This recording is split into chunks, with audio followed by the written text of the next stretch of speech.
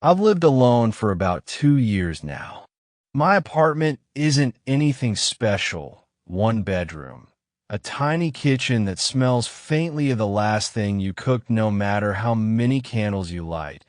And a living room that's just big enough for my couch, coffee table, and a TV that's probably too big for the space. I bought the TV with part of the inheritance I got when my dad passed. It was an indulgence. The kind you justify with life's too short. I wish I'd never bought it. When I moved in, the TV was my constant companion. I'd leave it on while I cooked, cleaned, or even fell asleep. The sound of a sitcom laugh track in the background made the place feel less empty. My friends used to joke that I was dating the television, the way some people keep their cats in the room at all times. It was in late November, just as the days started getting short enough to make you question whether it was worth getting out of bed, that I noticed something odd. It started with static. One Thursday night, I came home from work exhausted. I didn't even bother cooking, just grabbed leftover takeout from the fridge, dropped onto the couch, and switched the TV on. I don't remember what channel I left it on, probably some reality show rerun, but the screen was pure snow. That old black and white fizz that modern TVs shouldn't even have anymore. The sound was that low hiss, not loud, but persistent enough to feel like it was pressing into the room. It was strange because my TV is a smart model. No antenna, no reason to pick up static. At worst, it should have said no signal in that calm, blue font way. I shrugged, hit the menu button, and switched over to Netflix. Everything worked fine. If that had been the only time it happened, I wouldn't be telling you this. The next week, it happened again. I'd been watching the late news, and right as the anchor was finishing a segment about a missing local woman, the image flickered. Not just a glitch, this was a sudden drop into static. No sound from the anchor, just that hiss. I leaned forward, wondering if my cable box had died. Then, for maybe half a second, I saw a shape in the static. At first I thought it was just my reflection in the black of the screen, but the colors were wrong. The outline was tall, and the head. The head seemed slightly too big for the body. Not cartoonishly so, just enough to register as wrong in that subtle way your brain hates. The static snapped back to the news broadcast like nothing happened. By the third time it happened, I was starting to get uneasy. It was a Tuesday night, about 11:30. I'd been half asleep on the couch watching some old crime show when the screen cut to snow again. The hiss seemed louder than usual, and this time I didn't see any figure, just the chaotic swirl of black and white. I was about to get up and turn the thing off when I heard it. Someone said my name, not called it exactly. It was more like the sound emerged from inside the static. It wasn't part of the show, and it wasn't the sound of the hiss warping into something that sounded like a voice. It was a voice. A woman's voice. It didn't sound like anyone I knew. It was flat, calm, and unnervingly close. I can't explain that last part except to say that it didn't sound like it came from the speakers. It sounded like it came from inside the room. But the weirdest part? It said my name backward. I know what my name sounds like backward because when I was a kid, I used to record myself saying things and play them in reverse just to hear the creepy garbled effect. This wasn't garbled. It was perfectly enunciated, each syllable crisp and deliberate, just reversed. I sat there frozen, a piece of cold takeout still in my mouth, not breathing. Then, as suddenly as it started, the show came back. I didn't tell anyone at first, mostly because I thought they'd laugh, but also because there's this subtle shame in saying, I'm hearing voices from my television. I didn't want to be the crazy friend. Still, I couldn't shake it. For the next few nights, I slept in my bedroom with the TV off. I didn't even go into the living room much after dark. It's embarrassing to admit, but I started keeping my bedroom door closed. Not because I thought someone might break in, but because I didn't want to see the faint glow of the TV screen in the dark. Except, I did start seeing it. One night, about a week later, I woke up to a dim, flickering light coming from under my bedroom door. I knew I'd turned the TV off before bed. I hadn't touched the remote. The light was that unmistakable irregular flicker that static gives off, like lightning from behind sheet. I sat up, my heart going fast, and just stared at the door. I told myself that maybe my building had a power surge and the TV turned on. But then I remembered, it takes a few seconds to boot up.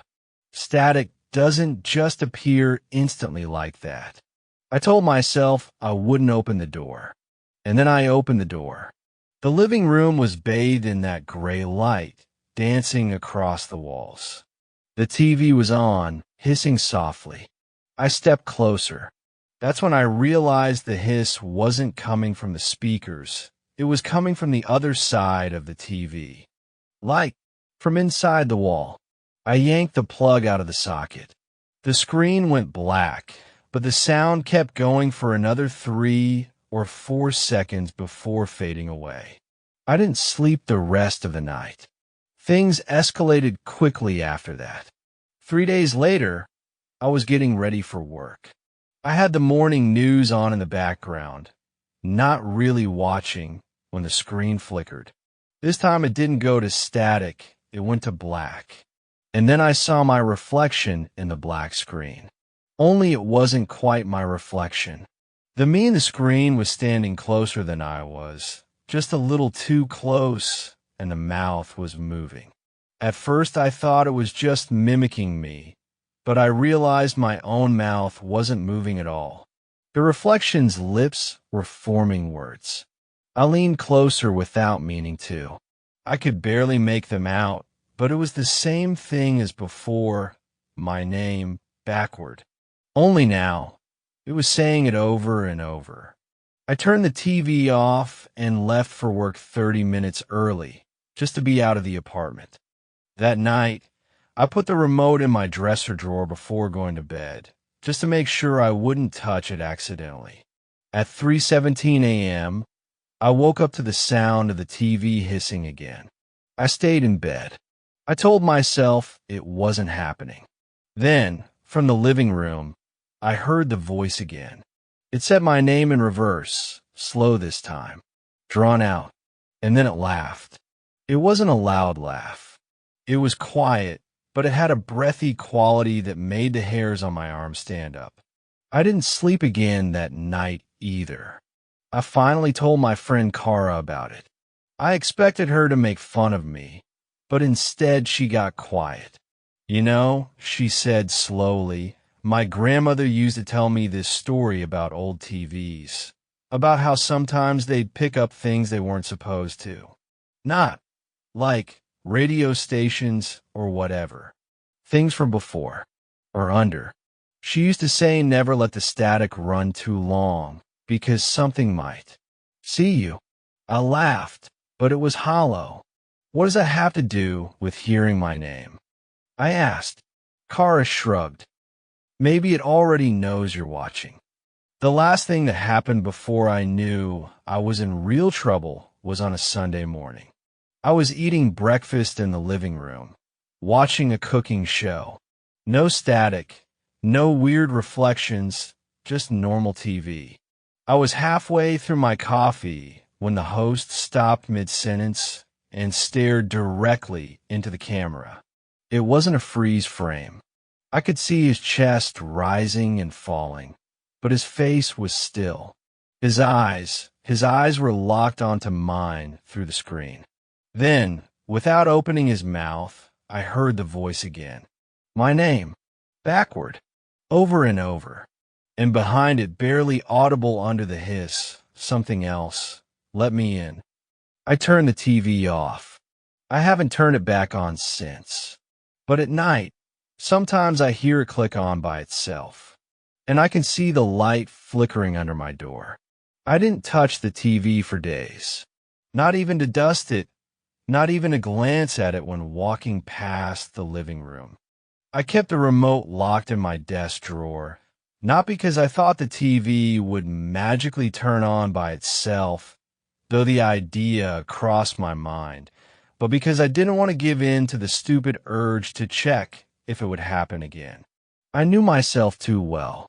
Curiosity was the hook, fear was the line, and something inside that static was holding the reel. By the fourth night, however, it didn't matter if the TV was off. It started. Anyway, it was close to 1 a.m. I'd stayed up late working on invoices for a client, the kind of mind-numbing work that doesn't leave room for paranoia, until I realized I wasn't alone. It wasn't movement that I noticed. It was breathing. Not the slow, rhythmic breathing of someone sleeping in the next room. This was right there, 2 feet behind my chair. Wet. Close. Inhale, exhale, with an uneven rasp like the lungs were soaked in water. I froze. I didn't turn around because something in me knew that if I did, I would see it. Instead, my eyes flicked to the dark reflection in the computer screen. Nothing. No, not nothing. The black of the monitor shimmered faintly, like static fuzz. The kind you'd see if a CRT television was on, but tuned to an empty channel. And deep in that blur, something was moving toward me. That's when the voice came, not from behind me, not from the speakers, but inside my head and through my skull. Ma-ha-ha-ha. It was my name, backwards, drawn out, too long, like the word was stretching its own syllables, savoring them. I slammed the laptop shut and grabbed my phone. No sound now, no breathing, just the familiar pounding of my pulse. I told myself I was being ridiculous. I told myself I hadn't been sleeping enough, and maybe that explained the auditory hallucination. But as I left my desk and passed the living room, I made the mistake of glancing toward the TV. It was on.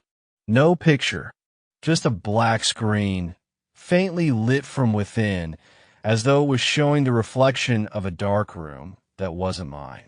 I knew for a fact I hadn't plugged it back in after last week. And yet, there was the faintest flicker in the glass. Something moving. I stepped closer. The movement stopped. The faint reflection of that other room, or whatever it was, remained. But there was something else. A shadow, faint and wrong, hunched in the far corner of the image. The kind of shape you'd miss if you weren't staring long enough. Then it blinked. Not with eyelids. With the entire screen. That night, I dreamed I was sitting in front of the TV, but the static wasn't random. It was looking back at me. The snowstorm on the screen was swirling toward a center point, like a whirlpool in water. And inside that whirlpool was a mouth, not human, too wide, opening and closing as though it was breathing me in. When I woke up, I could still hear it. Not loudly, not from any direction, just a faint hiss of static inside my ears, like I'd fallen asleep with earbuds in. I tried to ignore it until the phone rang at 3:12 a.m. the next night. I answered without checking the caller ID. Big mistake. First came the static. Sharp, clean, and somehow wet. Then, over it, a voice, hoarse, gurgling, struggling to form words as though its throat had been carved open. Ma-ha-ha-ha. It was slower this time. Clearer. And now I understood something I hadn't before. It wasn't just saying my name backward. It was chewing it. The line cut. No number in the call log. I couldn't stay in the apartment. I grabbed my coat, bolted out into the night, and ended up sitting in my car outside a 24-hour diner. I must have looked like hell, because the waitress didn't ask for my order. She just poured coffee. I didn't drink it. I kept my eyes on the plate glass window because I knew if I looked at any reflective surface for too long, I'd see it. The flicker, the other room, the hunched shadow. Except at the bottom of my coffee cup, swirling in the black liquid, I saw it anyway. The static. The first physical contact happened 2 nights later. I'd been lying on the couch, watching something on my laptop, when the air behind my neck changed temperature. That's the only way I can explain it. It didn't feel like wind. It felt like the molecules themselves slowed down. Then, a fingertip, cold, dragging up my spine through my shirt. I jumped so hard I almost threw the laptop, but no one was there. Except the TV was on again, and this time, the shadow in the far corner of the image wasn't hunched anymore. It was standing. I didn't realize until much later that the television was never off in the way I thought it was. Even when the screen was black and the power light dim, the faintest electrical hum lingered in the air, like a subtle breath from inside the plastic casing. It was late October when things shifted from weird to dangerous. On a Thursday night, I came home from work to a silent house. I had gotten used to the way the place creaked and sighed, how the fridge gave a low mechanical groan every hour, how the plumbing ticked faintly in the walls. But that night, it was different. The air felt thick. My first instinct was to turn on the TV for background noise. That was a mistake. The second I hit the remote, the screen didn't warm up with the usual delay. It snapped on instantly. The image was static, but not the ordinary kind. It was almost three-dimensional. The grain seemed to have depth, like snow falling in a void. And the sound. It wasn't the clean hiss of regular static. It was closer to breathing, slow, deliberate inhalations and exhalations layered under the white noise. I froze in the middle of the living room. Then, like a drop of black ink spreading in water, the static began to darken in the middle of the screen. It formed the outline of shape, not a full figure, but something hunched, like a person crouching low. That was when the sound shifted. It whispered, "Nora," my name, but wrong, drawn out, warped, and backwards, like a throat trying to spit it out from the other side of the glass. I dropped the remote and the screen flickered. The shape snapped upright, and I swear on my life, it stepped forward as though the glass was a thin veil it could press against. I yanked the plug from the wall. That night, I tried to convince myself I had just been tired, that my brain had been playing tricks. But the house didn't feel right. Even with the TV unplugged, I couldn't shake the sensation that something was aware of me, something waiting for me to be alone and still. And then I noticed a new pattern. Whenever the TV whispered my name, the following night I would sleep like I'd been drugged. I wouldn't remember drifting off. I'd simply wake up in the morning, disoriented, unsure how many hours had passed. On those mornings, small details in the living room would be wrong. A mug I didn't use would be in the sink. The throw blanket on the couch would be folded differently. The remote would be on the floor, directly in front of the unplugged TV. It felt like the house was being rearranged around me while I slept. By November, I couldn't ignore it anymore. I set up an old camcorder in the living room, pointed directly at the unplugged TV, and left it recording overnight. The first night, nothing, just stillness. The second night, around 3:17 a.m., something happened. The recording showed the TV screen slowly brightening, not fully turning on, but glowing faintly, like moonlight through dirty glass. The static began to form, And then a hand pressed against the inside. Not a normal hand. The fingers were too long. They bent strangely, each joint sharper than it should be. And the skin, or whatever it was, looked wet. The hand slid downward, leaving a streak across the glass, even though the TV wasn't powered. Then came a sound. It wasn't my name this time. It was breathing again, ragged and uneven, but it was coming from behind the camera, not from the TV. The feed cut to black. 2 days later, Mrs. Ramirez from next door knocked on my door. She's 82 years old, has lived in the neighborhood since the 70s, and doesn't usually make small talk. But she looked unsettled. "I see your lights," she said, "at night, flashing on and off. And the shadow." I asked her what shadow she meant. She glanced toward my living room window and lowered her voice. "Tall. Doesn't move right. Sometimes it's inside. Sometimes not." When I asked her what she thought it was, she didn't answer. She just told me to keep my curtains closed after dark and left. It didn't take long to figure out what she meant. A week later, I woke up to the sound of the TV, even though it was still unplugged. The static was louder than before, filling the whole living room. I peeked in from the hallway. The screen showed my apartment. The angle was slightly off, like it was being filmed from somewhere near the ceiling, but the details were perfect. Same couch, same lamp, same coffee mug I'd left out. And then the me inside the TV turned. It looked directly at the camera.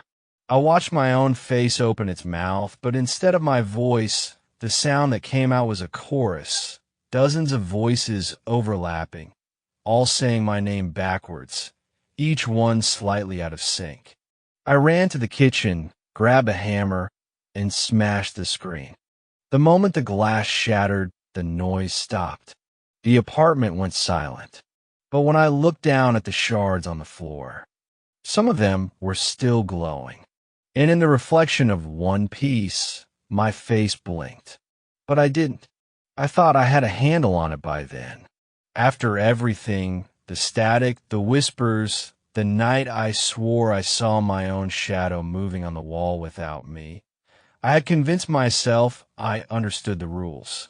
If I didn't turn the TV on after dark, if I avoided the dead channels, if I ignored the feeling of my name being murmured in that unnatural, backward way, I would be fine. I thought I could shrink the problem down into something small enough to ignore. But by the end of that week, the TV was no longer waiting for me to turn it on. The first time it happened, I had just gotten out of the shower. The apartment was humid, smelling faintly of soap and the faint, musty odor of the old pipes. I heard voices from the living room and assumed I'd left my phone playing something. But the sound was wrong, thick, mechanical, like it was being dragged through gravel. I padded into the living room with the towel still over my shoulders, and there it was, my TV, glowing with the faint blue haze of an untuned channel. The static was there, of course, but it was layered over with sound. Words, broken syllables, as if someone was trying to shape my name with a mouth that didn't work the way a mouth should. And then, clear, distinct, no distortion at all, it said, "Nemad." I froze, every nerve in my body suddenly too aware of how close the TV was. I swear the glow brightened when I stepped into the room. The hiss of static seemed to pull inward, tightening, as if the sound itself was holding its breath. Then something new happened. The screen flickered, not to an image, but to movement. It was a mouth, not a face, not eyes, just a mouth, black against the pale distortion. The lips moved, and my name, still reversed, slid out again. I felt my own lips twitch, almost involuntarily, like they were trying to mirror it. I backed away. I unplugged the TV that night. completely pulled the cord from the wall. I left it face down in the corner so that even if it somehow turned on, I wouldn't see the screen. But when I woke up the next morning, the TV was back in its place, facing the couch, plugged in. I know what you're thinking, sleepwalking, some kind of dissociative episode, me doing it without realizing. And that's what I tried to believe, until I saw the handprint. The handprint was on the glass of the screen. Too big to be mine. Too wrong. The fingers were long, almost unnaturally so, and the tips pressed in harder than the rest, leaving faint crescent-like marks, as though the nails, or something sharper, had dug in. It wasn't just a print from someone touching the screen. It was pressed from the inside. I started noticing other things then. Small reflections behaving differently than they should. One night, I caught my reflection in the TV's black screen after I'd turned it off for the day. Only, my reflection wasn't looking back at me. It was looking past me, into the hallway. Another time, while scrolling through my phone, I passed by the darkened TV without looking at it directly, but I could see in my peripheral vision that the reflection of my head was breathing.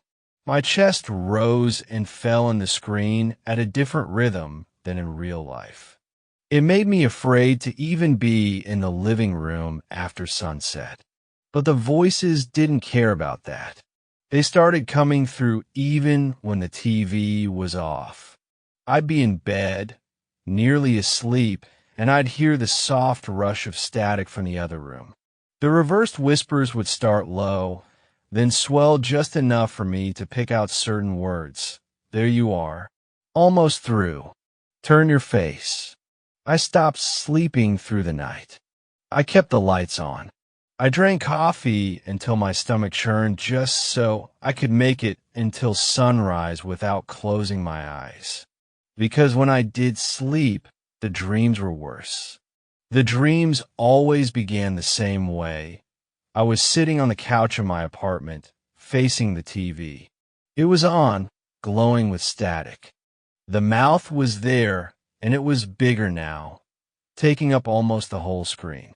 The lips would part, and I'd hear the reversed version of my name. But the sound wouldn't stop. It would echo outward, filling the apartment until I could feel it in my bones. And then, slowly, the mouth would begin to stretch. Not just wide, deep. Inside wasn't teeth or tongue, but more static. I could see it moving like waves, black and white, folding over themselves endlessly. And in the very back, just before I woke up screaming, I'd see a shape, something with shoulders, crouched low, waiting. The breaking point came 3 nights ago. I'd fallen asleep on the couch, the remote in my hand, the TV unplugged. At least, that's what I thought. When I opened my eyes, the static was already there. My vision felt sticky, like it didn't want to focus, but I could still make out the mouth on the screen. Only this time, there was a chin, a jawline. The rest of the head was pressed too close to the glass for me to see properly, like it was staring through from inches away. It spoke my name, forward this time. Adam. My blood went cold. It wasn't just that it knew how to say it right. It was that the voice sounded exactly like mine. I scrambled backward, knocking over the coffee table. The sound followed me, my own voice calling my name, over and over, but each time the tone shifted. First soft, then pleading, then angry. By the time I reached the door, the voice had become a low growl, and the mouth was grinning, teeth too small and too sharp. The last thing I remember before running into the hallway was the sound of the TV glass cracking, not from the outside, but like something was pushing through. I've been staying at a friend's place since then. But last night, in the middle of talking to her in the kitchen, she froze mid-sentence. Her eyes flicked over my shoulder, toward the darkened TV in her living room. She swore she saw my reflection smiling. The police left at 3:12 a.m.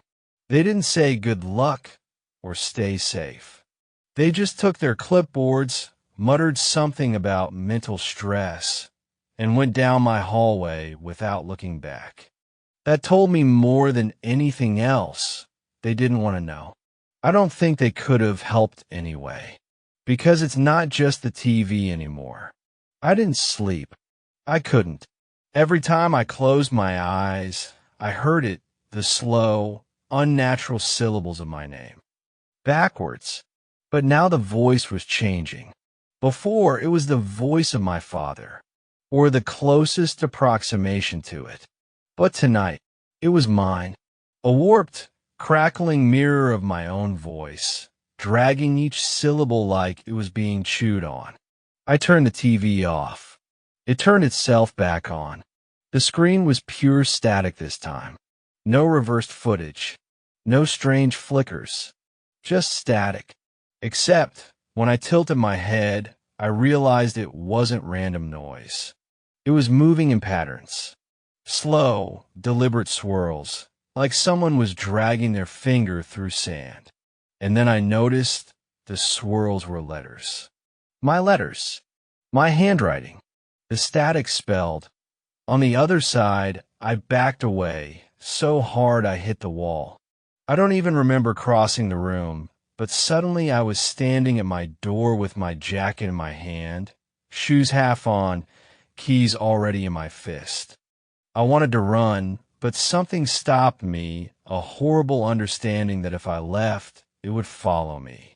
Because the sound wasn't coming from the TV anymore. It was coming from the walls. You know that faint, low-hum electronics make? That almost infrasound, but you feel more than you hear? Imagine that, but wet. I pressed my ear to the wall and heard it. A long, ragged inhale. Then a slow, rattling exhale. Breathing, coming from inside the drywall. I stumbled back, knocking over a lamp. The crash made the sound stop, only for it to start again, but closer. I grabbed a flashlight and aimed it at the baseboard where the sound was loudest. That's when I saw it. A small hole, no bigger than a coin, that hadn't been there yesterday. Something was inside, pressed right up against it. It took me several seconds to understand what I was looking at. A lip. Pale, cracked, and trembling with each breath. I didn't scream. I don't know why. I just backed into the far corner and stared until my eyes burned. The lip twitched, and then the hole stretched wider, revealing teeth, gray, chipped, and wet. And then, the hole spoke. Not in words. Just my name, backwards, over and over. I locked myself in my bedroom. Didn't matter. The TV in my room turned on by itself, even though it hadn't worked in years. Same static. Same swirling letters. But this time it didn't say on the other side. This time it said, "You're already here, I threw the remote at it." The screen didn't break. The static just shifted, the swirls tightening into a spiral. I felt myself leaning toward it without meaning to. It wasn't hypnotic in the way movies show. No dreamy sway, no slow smile. It was violent, like my body was being yanked forward by hooks in my chest. I caught myself an inch away from touching the screen, and in that instant, the static pulled back.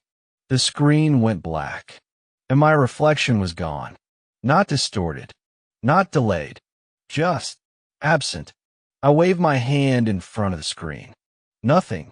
Then, after a few seconds, something moved in the glass. Not me, but almost me. It was the shape of my body, but wrong. Limbs too long, skin too dark in places, too pale in others. The mouth hung open far too wide, and when it closed, it smiled.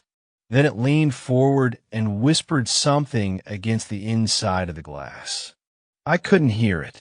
So I leaned closer. The thing slammed its hands against the screen so hard the image warped. My ears rang, and then I heard it clearly, my name, backwards but not spoken. Exhaled. That was the last time I saw my apartment in daylight.